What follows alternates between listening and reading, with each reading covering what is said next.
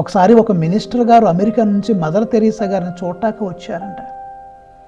Mother Teresa గారు కుష్ఠరోగుల గాయాలు పుళ్ళు కడుగుతున్నారు, మందేస్తున్నారు, చికిత్స చేస్తున్నారు, చాలా చాకిరీ చేస్తున్నారు.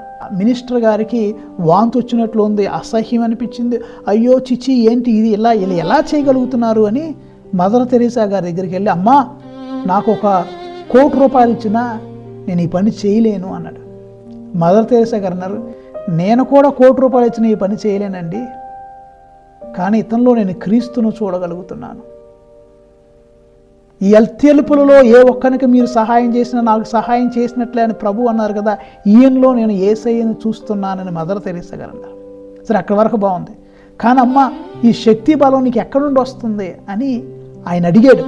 How do you get this strength, how do you get this courage, how do you get this patience, మీకు ఎంత జాలి, దయ, ఓర్పు, సహనం ఎక్కడి నుండి వస్తుంది, మీరు ఎలా చేయగలుగుతున్నారంటే మదర్ తెరీసా అన్నారు, నేను ప్రతిరోజు కనీసం 1 గంట దివ్య సప్రసాద ప్రభు ముందు మోకరించి ప్రార్థన చేస్తాను.